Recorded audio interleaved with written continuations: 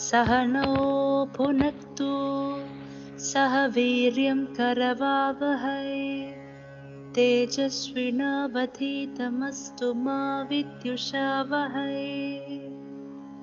ॐ शान्ति शान्ति शान्तिः। ॐ असतो मा सद्गमय तमसो मा ज्योतिर्गमय मृत्योर्मा अमृतं गमय। ॐ शान्ति शान्ति शान्तिः। ॐ सर्वेषां स्वस्तिर्भवतु सर्वेषां शान्तिर्भवतु सर्वेषां पूर्णं भवतु सर्वेषां मङ्गलं भवतु। ॐ शान्ति शान्ति शान्तिः। ॐ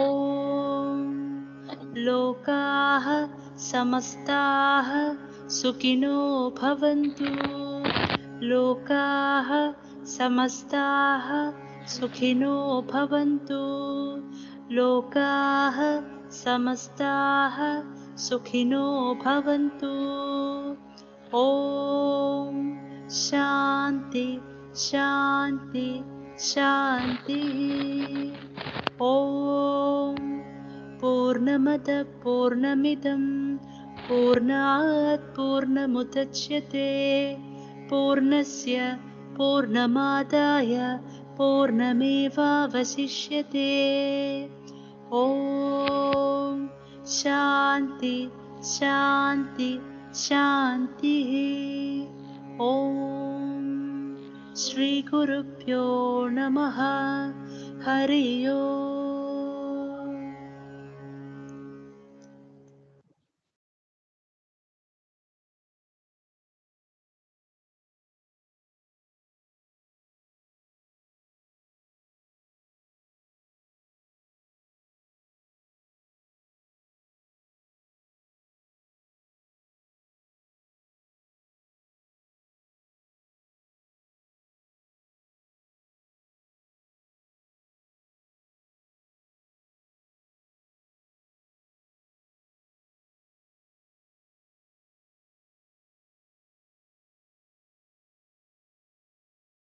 Good morning, students. I think you can hear me, right?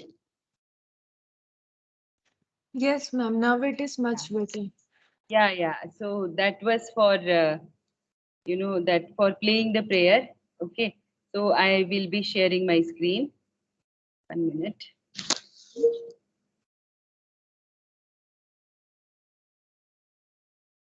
So it's raining in Bangalore, it's a heavy rain. Whole night it rained and now also it's raining. So it was little difficult to reach office. Because if you book a cab or something, in rainy season, that is good, but then it takes more time. So I come by auto so that I reach on time, especially when there is your first hour class. So, auto people takes just less time to reach you, drop you to office. My screen is not visible, right? Yeah, let me share screen. Fine. Yes, students. So we were discussing about the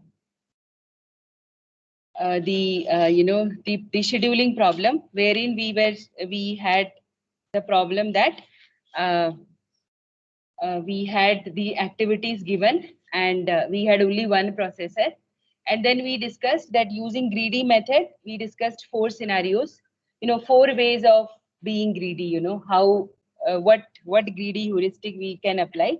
So we discussed 4 ways, and then we did not discuss one solution. We discussed that 4 ways it is possible. So applying the 4 way, we will discuss a complete algorithm today first. Okay, so that will be, we are in unit 2 now, greedy part 1. Yeah. So after that we will be discussing the same problem with a different perspective, that we do not have a resource constraint as that, it is only one processor. Right now we are having that resource constraint. The name of the problem is called as interval scheduling. Why it is called as interval scheduling? Because for every event that has to take place, interval is given, that the starting time and the finish time is given. So we discussed all this. We were here. Yeah. Yeah. So then we were discussing about how to, we also discussed about staying ahead. Okay. And then we were here. We wanted to discuss this, an efficient solution. We have not discussed. Okay. So we discussed four greedy scenarios. Four greedy scenario. So the four greedy scenarios was, first one was, we can pick an event based on, whichever starts at the shortest time, whichever starts at the earliest. Then another solution could be the event which ends at the earliest. Then we said that we can also have a solution that, the activity that takes the shortest time. That is, for every activity we make F1 minus, F minus S, finish time minus start time. That will be the time taken by an activity, and accordingly we can make the scheduling. What is the objective? The objective is we want to schedule as many number of activities as possible. That is the objective. That is what we want to achieve. That is the objective. And the condition given is we have only one processor. Then other thing could be, yeah. So there were four ways. What was the fourth way we discussed? We can also have a solution, the activity that has minimum number of conflicts. That is also can be a solution. There are various ways, various heuristics by which we can go ahead with the problem. Okay, so you can apply any heuristic. Okay, so we discuss one solution. Okay, that is called as an efficient solution. As I told you that all the solutions are maybe correct. We cannot say that, only this solution is correct. But so we are discussing one of the efficient solutions. Okay, so the algorithm is here. Okay, so we will discuss this algorithm, because this is going to tell me, this is going to tell, you will realize that this algorithm is based on, this algorithm is based on the fourth greedy option that we had selected, that we want to pick an activity. Okay, we want to pick an activity that has the earliest finish time. We want to pick an activity here, let us say, that has an earliest finish time. Okay, but now we want to put it in form of an algorithm. Okay, so this is what is the algorithm we have seen. I will discuss this algorithm, with the example. Okay, so we will first take up this example itself, and then we will see how exactly it works. Okay, so we call it as interval schedule greedy A. Okay, so interval schedule greedy algorithm, one of the complete greedy algorithm with 7 lines of code, 7 lines of algorithm. A is the input. Okay, so actually in the algorithm, whenever we mention algorithm, the other day I was telling to other students also, we must say what is the input and what is the output. Right now we have not written that, but we must say. Okay, so here we are assuming A is the input, that is a set of activities that we want to schedule. Okay, so what we are doing is, first step is we are sorting A based on finish times Fi. All the events have the finish time. So because it is interval scheduling, so we are going to sort all the events based on the finish time.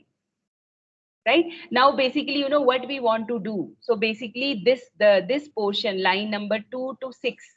Okay, line number 2 to 6 is written, by the way, the way we perform this activity. So basically, what we do is, suppose I have done this. Let's take this example. Suppose we have sorted them based on the finish time.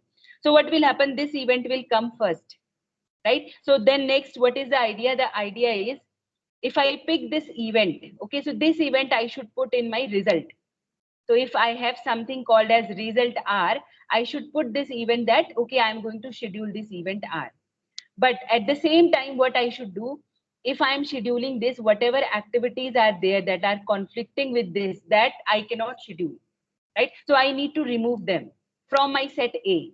because I cannot schedule them, right? So what I will do is after this, I need to remove this event. I also need to remove this event, right?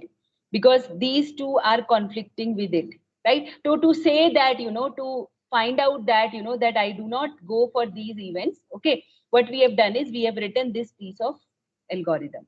Okay. So what this is doing basically is when I've selected this, it will remove this from my set. It will also remove this from my set.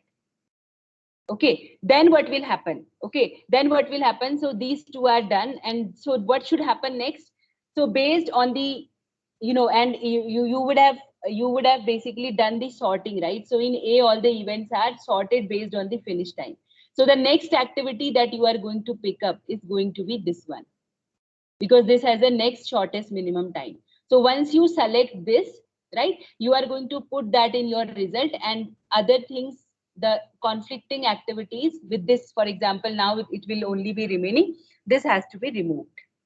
Likewise, you are going to schedule the event. So to perform this, this particular thing, that otherwise I have to say it in words, right? That I will remove all the conflicting activities. This algorithm works perfectly fine. Let us see how it works. So let us start like this. Sort A, let me just see whether I've kept an example here. Okay, I have kept no, I have not kept example that way, but we will see what is happening here. Okay, the logic is very simple. So let us see. So assume that sort A based on the finish time of Fi. Okay, so we have sorted all of them based on the finish time of Fi. So now if you say this will become my A1, the first activity, this will become my, I will be 1 here, right? I will, so if you sort them, this will be 1, this will be 2. No, this will be 1. Okay. So what will happen? Just see, students, in this example, we will see 1 or 2, 2, 3 cases. So when you say sort A based on finish time of Fi, so this becomes my I equal to 1. This will become my I equal to 2, right? And this will become my I is equal to 3, and this will become my I is equal to 4. Fine. So this much is easy to understand. 1, 2, 3, and 4 based on the finish time. If you are going to sort, this will become I equal to 1, this will be 2, this will be 3, and this is 4. Right? So now what we are doing, like that, we have all n activities. Now what we are doing for I equal to 1 to n, the loop will go from 1 to n. So what we are doing, first thing is I equal to 1 means this will be your A1, right? Add AI to R. So you are going to add this to the result. R is, we have not mentioned, R is your result that tells you that how the activity should be scheduled. So you have added AI to R. Okay. Then what you did was you made finish becomes Fi. Okay. Finish, finish is a variable. Okay. Finish is a variable that you have added to do your computation. Finish becomes Fi. Okay. So now what will happen? Finish will become this. This time will become as finish. Okay. Now what you are doing, right? Now you are going to a while loop while Si is less than finish, right? So first time what will happen? Obviously Si, that is start time, will be less than finish. Fine. So it will go inside the loop. So what will happen? I will become I plus 1. Okay. So I will become I plus 1 means I will become 2, right? While Si is less than finish, your Si is less than finish first time, I will become 2. Right? So what will happen? Again, it has to go to the while loop. Till it is in the while loop. I becomes 2, it goes to the while loop. Now what it does, it tests. While S2 means finish start time of the next activity. What is the next activity? Next activity that we had seen is this, right?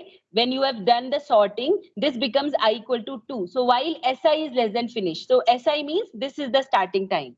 Right? This is less than finish. Yes, this is less than finish because finish value is this, right? So while Si is less than finish, you have made I equal to I plus 1. So now your I will become, I was 1, I became 2, now I becomes 3, right? I becomes 3. So that way, what you have done, you had a concept that you want to remove the conflicting activity. So that way you are removing the conflicting activity.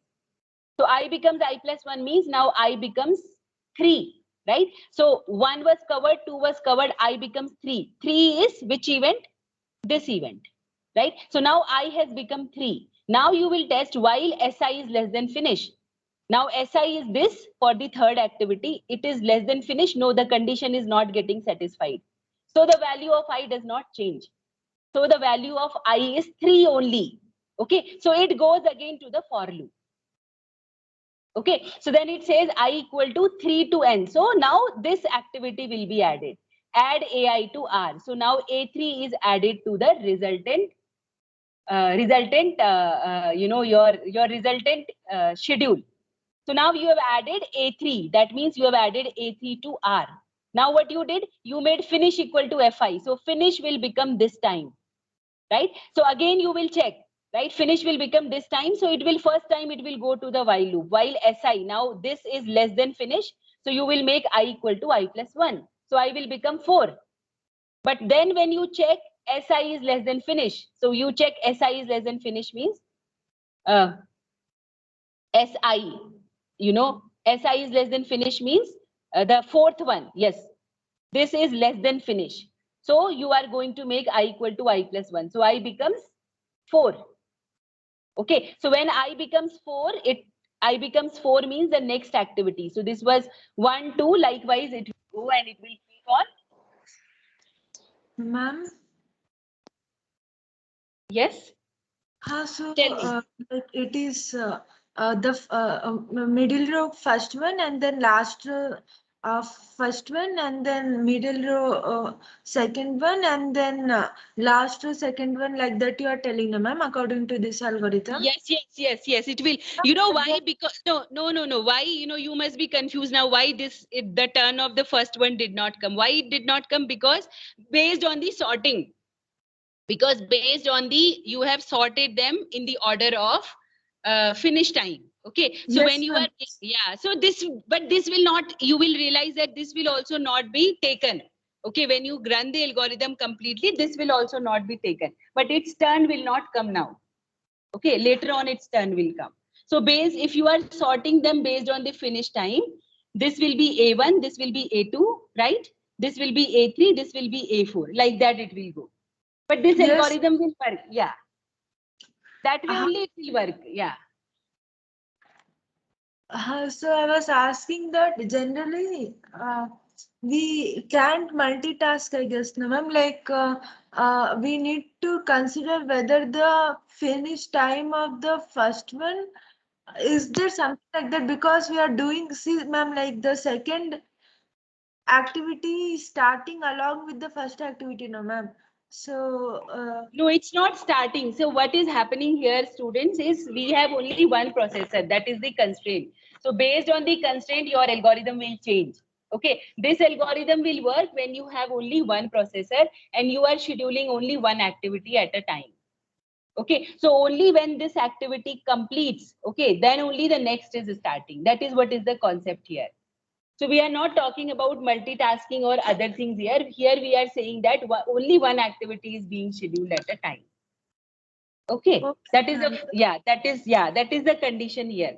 Otherwise, there can be many changes in the algorithm. Yes, we can tweak the algorithm many ways.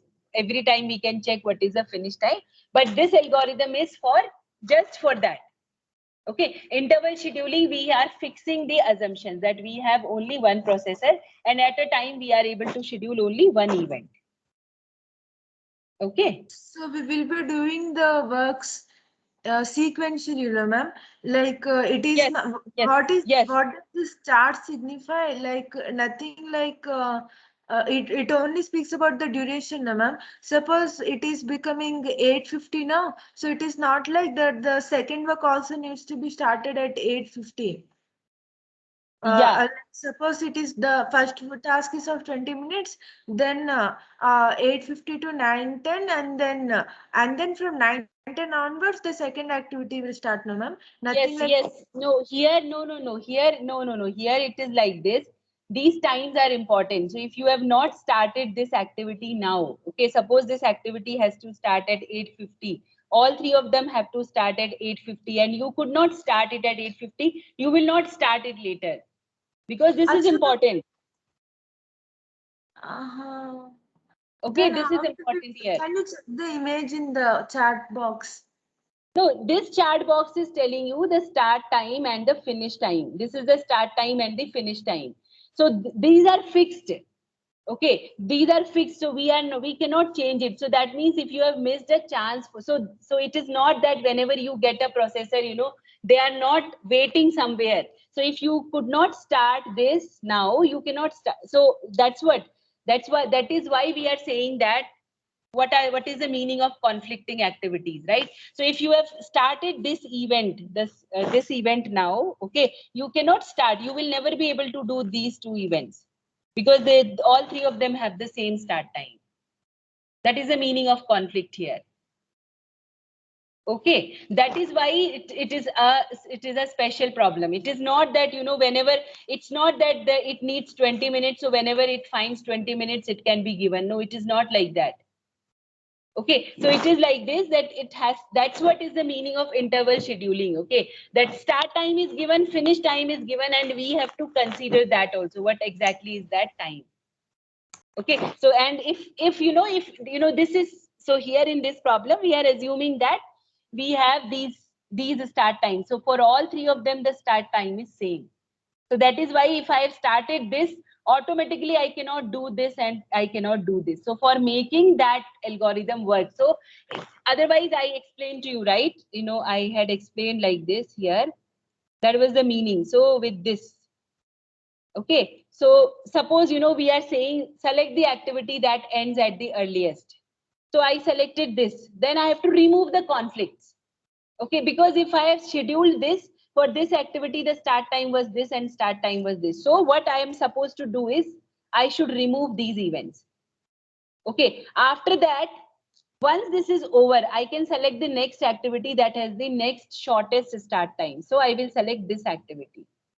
Then the next thing is I need to remove the conflicts. Okay, so once I have removed the conflict, now the next activity that ends, this one. Okay, then I have to remove the conflict. Likewise, it keeps on going. Then finally, I select this. So I can schedule only 4 events.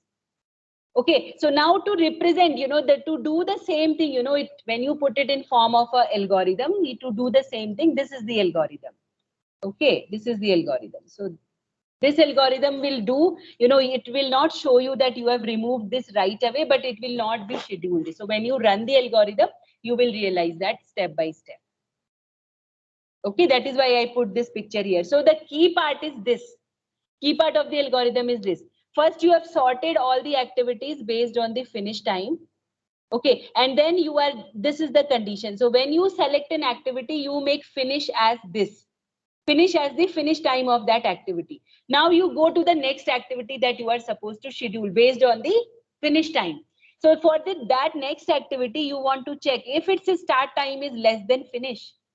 If its start time is less than finish means if it is supposed to be started before this gets over, like this, right? Like this, if you do it, then what you need to do is you are never going to schedule that event. So that is why you are making I equal to I plus 1. You are skipping that event. Yes, ma'am. That only I was Yes. asking. So basically, Yeah. it is middle row's first activity, and then middle row's the sequence will be middle row's second activity, and then what middle row's third activity. We won't go to down, no, ma'am. That's what I was telling. So see, because you will sort them based on these finish time. Okay, so The this will sorting take order, care. the Yeah. list will be middle rows first, and Yes. then the Yes. last Yes. row, the middle, then last. But then the actual order will be all the 3 elements of the middle row itself, no, ma'am. Yes. Yes. Yes. Yes. Yeah, So that's yes. why I Yes. was asking. So what this particular while loop is doing is it is skipping that activity that cannot be started. So once an activity is happening, and if there is any activity that has to start before this current activity is finishing, that will be skipped. So you will just make I equal to I plus 1. That is what this while loop is doing. Fine now, is it clear, students? Yes, ma'am. Yes, ma'am. Okay, fine. Okay. So that is what. So now the next thing is, so why we are saying this is one solution. For other methods also, other greedy options also, we can make an algorithm. So we had seen yesterday that the best algorithm, that is, the perfect algorithm, that works all the time is factorial of n. Then we said that using dynamic programming, we can also do it. We have not seen that solution using by n square. Okay, so we wanted to do, we want to find a middle kind of an approach, right? Which was a greedy solution, and we want to see what time it will take. Okay, so we realize that if we go by greedy, this particular part sorting, we can call it as n log n, and we can call the rest of the part as on or theta n. Okay, so overall we can call it as n log n. You can call it as on log n. So we are trying to say that if we go with greedy, we are better. We don't know exactly, in long terms how much it will perform, how it will perform, or whether this will always be correct in all the scenarios. But if we go by this, we can theoretically say that we are better than both of them. For O factorial n or O n square, we are better than n log n is better than these two factors. Okay, so that is what is your interval schedule greedy. We need to remember two things.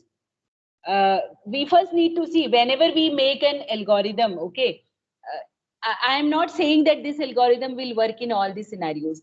What is the assumption? I have only one processor such that at a time we can schedule only one activity, and it's an interval scheduling. The start time and finish time is fixed for an activity.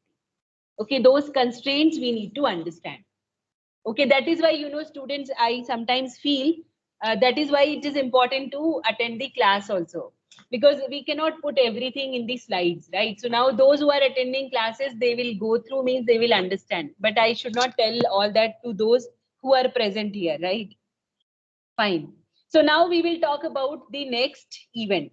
Okay, so that till here it was the problem of interval scheduling. So the same problem, not the same problem, there is a slight variation in the problem that is called as scheduling all intervals. Okay, so now the question is, and what is the goal?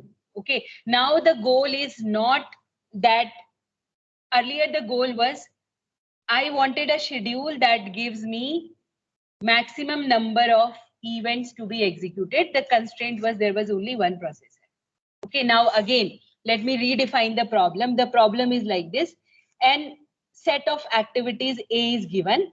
Okay, all the activities have their intervals like previous problem. As the start time and the finish time of all the activities is given. Okay, now the problem is like this. N activities are given. We need to schedule all the activities. Okay, we need to schedule all the activities. So how is it possible, right? Simple thing. If I have only one processor, I can't do that. Simple. I cannot do that. I cannot schedule all the activities. So that constraint is removed now. Now we are saying that we have, we do not have a constraint on number of processors, number of functional units available. That means we can parallelly run more than one activity. But the constraint is, so what is the optimal solution? The optimal solution is we want to minimize the number of resources. Okay, so now suppose at a time 5 activities needs to be executed.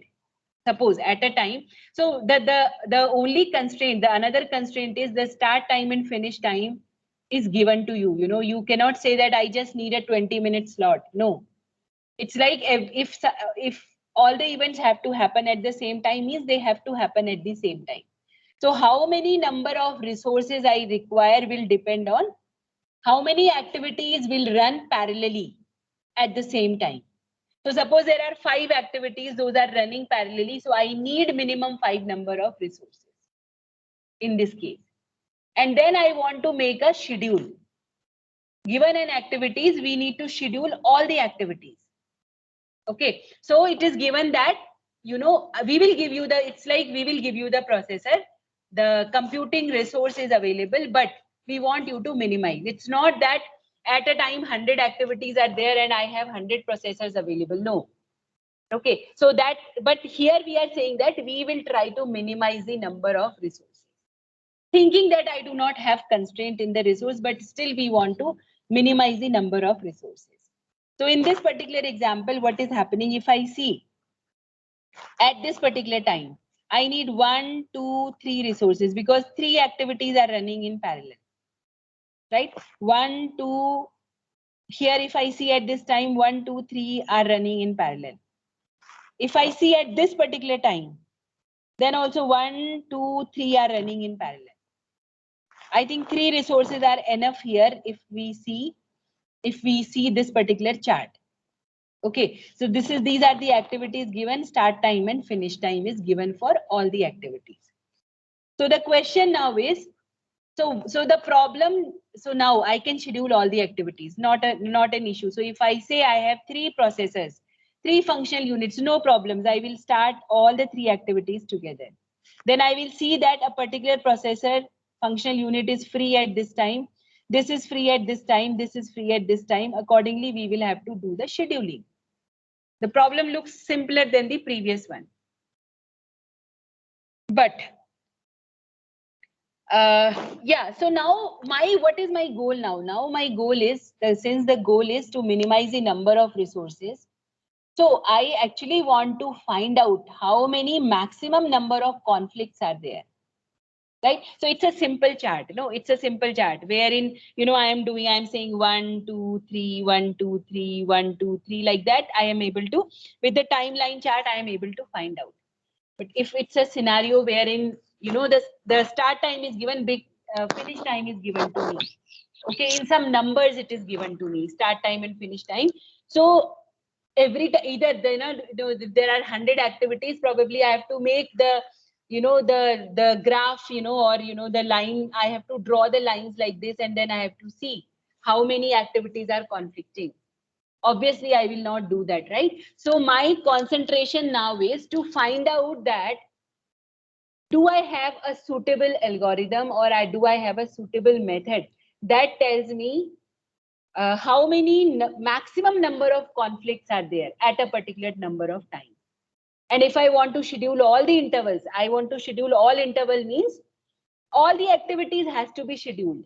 And you know that if an activity has a particular start time, it has to start at that time.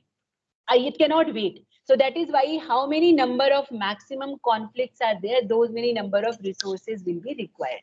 So now my problem is we are coming down to a problem that to do this kind of activity, first I should find out how many number of maximum conflicts are there. So we will first talk about that. Okay, so what is the greedy approach? Okay, so the greedy approach is, this is what is greedy approach only that we discussed. The best we could ever do is the maximum number of conflicts for any time period. Any time, what is the maximum number of conflicts? Okay, so now the next problem is, the problem is the problem is now to calculate maximum conflicts efficiently. Okay, first we understood we want to reduce the number of resources, so we want to find out how many maximum conflicts are there, because I need minimum that many number of resources. So this is the example that I was saying. If you see at this particular time, there are 3 conflicts. If you see at this particular time, okay, this particular time, there is only 1 conflict. Again, if you see this particular time, there are 3 conflicts. If you see at this particular timeline, there is only 1 conflict. That is at, during this time period. If you come to next time slice, like that, it will keep on coming. And you will find that in this particular graph that is given, I think it is maximum is 3. Okay, but we need a efficient way to calculate maximum conflicts. That's the problem now. Okay, so we have an algorithm for that. Okay, we have an algorithm for that. That tells me how many maximum number of conflicts are there. Okay, so what is the problem now? Yeah, so once you know these many number of conflicts are there, okay, and let us say you found out 3 conflicts are there, so you include 3 processors. The problem is simple. No, you include 3 processors and schedule the events based on their start time. Automatically, it will be taken care. So you will say that you go to this processor, you go to this processor. Like that, we can just map the events to the processors. But the question is how many maximum conflicts are there? That is what we are reducing the problem into. Okay, so I have this algorithm. We have this algorithm. The name of the algorithm is all interval schedule count A. Okay, so what is it? It is doing. It is calculating the maximum conflict. So that is what is the name. All interval schedule. All interval schedule means we want to schedule all the intervals. We want to schedule the events for which intervals are given. And we want to schedule all the events, all intervals schedule. Count. Count is telling you how many maximum conflicts are there. The set of events is given to you, A. Okay, so I should write that input is a set A that has the activities, and for all the activities, start time and finish time is given to you. Okay, so now this is quite interesting. Okay, this is very simple. I will explain through an example.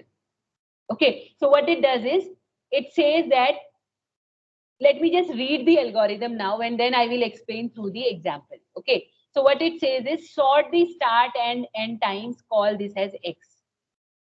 Okay, so what it does is, for every event A, okay, the starting time is given and ending time is given. You are going to sort those times. Not that start end, start end. You are going to sort all the times. Start time is given to you, end time is given to you. Okay, so suppose there are n events. Okay, suppose there are n events. So can you tell me what will be the length of this X? Suppose X is an array.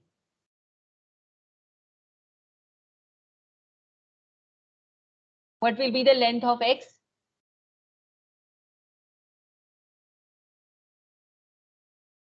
We will see the algorithm, students. Yeah.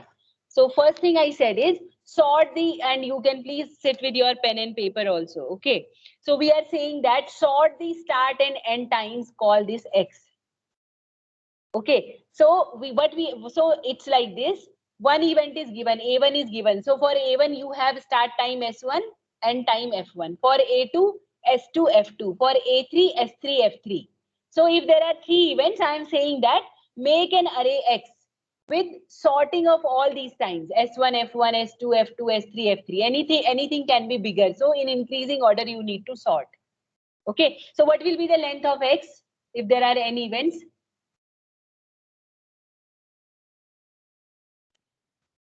N N or 2n. Oh, yeah, It will be 2n. Okay, it will be 2n because you are, so that's what I wanted to say, that start and end times. For every event, there are 2 times. Okay, start time and finish time. So the start time and finish time. So you are sorting the events. You are not sorting based on start time or end time. You are just saying this is the start time, this is the end time, and all of them you are putting it in array X. So the length of X is, if there are n events, it is 2n. Okay, then what you are doing, I'm just saying the algorithm here, and next page I have done it with an example. Okay, then you say current equal to 0 and max equal to 0. These two are the variables that help you to tell the maximum number of conflicts. Okay, then what we do is we just do this part of the algorithm. Okay, so for I equal to 1 to length of X, so with this loop goes for 2n times.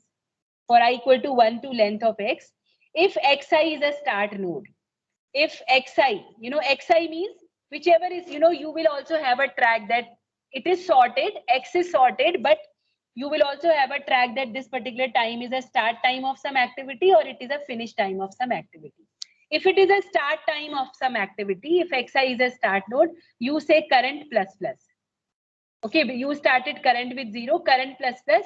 You did that because it tells you the conflict. Okay, if it is a finishing time, if it is a finishing time, then you reduce this current minus minus. So if it is a start time, you basically want to say that there will be a conflict. And if it is an end time, you will say that the conflict is gone. Okay, like that it is current plus plus or current minus minus. After, you do this, after every step of this. So every time you are going to check the array X, if it's a start node, you will increment current by 1. If it's an ending node, you will decrement current by 1. After every, it will go here, if or else. Either it will go to else, or it will go to if, or it will go to else. Now this for is inside this only. Sorry, this next if is inside this for only. Okay. So after this, either it will go to if or it will go to else. After that, it comes here, because every time you are making a change in the value of current, it comes here, it checks if current is greater than max. You have initialized max with 0 because you will say that initially the number of conflicts are 0. So if the current is greater than max, then you make max is equal to current. So it will always tell you the maximum number of conflicts, and then it returns max. Okay, so to check this out, I have made an, I think it is visible. So yeah, so what we have done is, I had actually made this, what I will do is, I think I will make the size of this as big. Okay. Okay, students. So what we are trying to say here is, I will make it big. Like this I can make, yeah.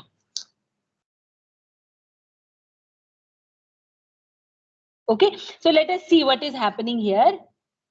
So we have taken one example. Okay, so I purposely took this kind of a chart so that we understand it in a better way. Okay, it's a chart which is the complex, complex activities, those are given. Okay, so see, we have 4 activities. Okay, so I took a small example so that we can understand. So see, for the first activity, S1 and T1. Okay, please see carefully, students. This is S1 and T1. For the next activity, S2 is starting in the middle somewhere, S2 and T2. Then S3 is starting before T2 is getting over, S3 and T3. I purposely took these 3 scenarios like this. S1 T1, S2 T2, S3 T3. And then I took a scenario S4 T4, which starts only when T3 is getting over. Okay, so just by seeing the picture, can you see how many number of maximum conflicts are there?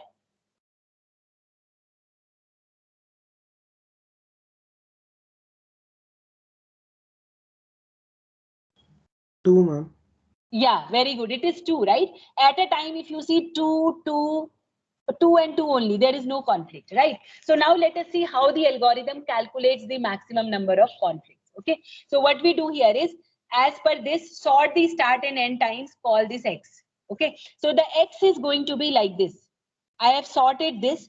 So in X, what entry should be here? S1, T1, S2, T2, S3, T3, S4, T4 in sorted order. So it is coming like this. S1, then S2, sorting as per the sorting, as per the given picture. This is T1, after T1, S3, then T2, then T3, then S4, and then T4. Okay, if it is not clear, you can make a note in your notebook. Okay, so this is your X is coming like this: S1, S2, T1, S3, T2, T3, S4, and T4. Okay, now it is just a game of how your current and max will change. So I have written the value of current here and the value of max here. Okay, so initially in line number 2, current becomes 0. Okay, and max becomes 0 in line number 3. That's what I have written here. Okay, I've written here current equal to 0 and I've written max is equal to 0, and these are the values of max. Okay, current equal to 0. So now for I equal to 1 to length of X, that means this loop for I will iterate from 1 to 8. I equal to 1 to length of X means I will go from 1 to 8. Length of X is 8. Okay, so these are the 8 iterations I have written: 1, 2, 3, 4, 5, 6, 7, 8. Okay, in these iterations, these are the values of current and these are the values of max. Okay, so let us see how it works. Very simple. So what it does is, for I equal to 1, when I is equal to 1, it checks if xi is a start node. So it checks, it is S1. That means it's a start node. So current plus plus. So current was 0, current becomes 1. Right? Current becomes 1, it doesn't go to else, and then it comes here. If current is greater than max, what is max? Max is 0. So current is greater than max. Yes, 1 is greater than 0. So max becomes current. So max also becomes 1. So after first iteration, the value of current is 1 and the value of max is 1. Okay, then again it goes to for loop. I is equal to 2. Okay, now I is equal to 2. So when I is equal to 2, then it checks if xi is a start node. I is equal to 2, xi is a start node. Yes, it is S2. So current becomes plus plus. So current was 1, current becomes 2. Then again, it doesn't go to else, it comes here. If current is greater than max, current is 2, that is greater than max, because max is 1. Okay, 2 is greater than 1, so max becomes current. So max becomes 2. Okay, then what happens? I becomes 3. Now when I becomes 3, what happens? I becomes 3. So it is not a starting node. It comes here, right? Xi is a start node? No. So it goes to else part. So your current is decremented by 1. So your current becomes 1. It was 2, it becomes 1. right? So now current becomes 1. Now it goes this line. If current is greater than max, current is 1. Is it greater than max? No, max is 2. So there will not be any change. Max will not change. Max will not change. It just go to another loop. That is I is equal to, now I will become 4. So now when I becomes 4, it checks. Yes, it is a starting node. Xi is a starting node. It is S3. So current becomes 2. Current is incremented. Current becomes 2, but then when it checks current is greater than max, no, it doesn't happen. So there is no change. Like that, it keeps on doing, the current does not change at all. You will see that there is a change based on this. Current becomes plus plus or current becomes minus minus. So the value of current is 2, then 1, then 0, then 1. Value of current goes like this. At the end, what happens? When I becomes 8, it is T4. Okay, so it is a ending node. So current becomes current minus minus. So current becomes 0. Okay, it checks current is greater than max. No, current is not greater than max. So no change. So finally, the final value of max is 2. That is what is returned. Okay, so this algorithm takes care like that. You can see that, students. Any scenario, this works. You can see that how it works. Okay, so the important point to be noted here is this line number 5, 6, 7, 8, 9, 10 are all inside this outer for loop. Okay, so it will either go to this if or this else with the value of I, and then it comes here if current is greater than max. So this is the algorithm to calculate the maximum number of conflicts. So here there are only 2 conflicts, and you saw that it works perfectly fine with 2 conflicts. Okay. So that I will not change here anything, because when I give slides, okay. So we come here. This is the algorithm that we saw. So what is the correctness of algorithm? We can do no better than the maximum number of conflicts, because if it says 2 means I have to give 2 processors, because I want to schedule all the events. So, and this algorithm exactly counts the maximum number of conflicts. Okay, so what is the runtime of the algorithm? This you need to calculate. It comes as O(n) log n. Okay, how it comes O(n) log n? It is coming as sort the start in n times and call this as x. Okay, so the sorting is, if the sorting is n log n. Okay, so 2n log 2n. If it is written like let us say it is n log n, and then this part of the loop, it's just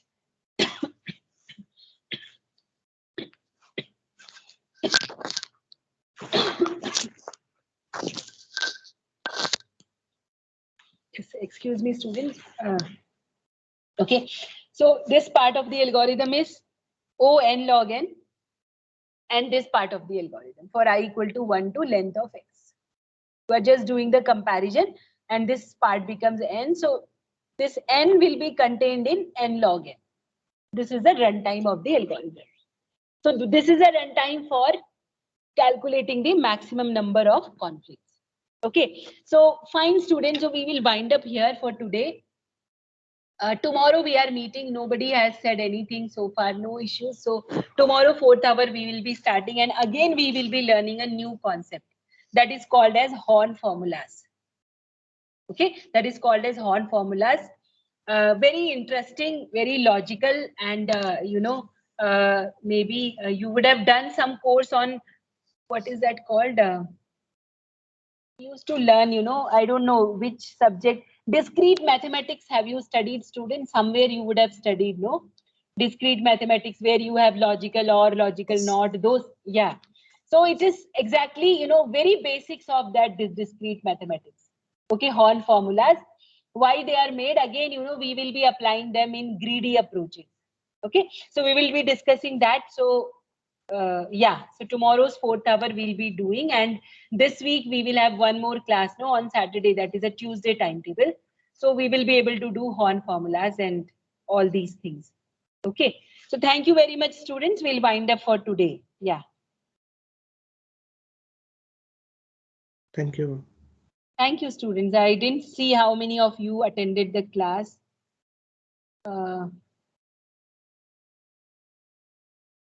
34 students. All right. All right, students. Have a good day.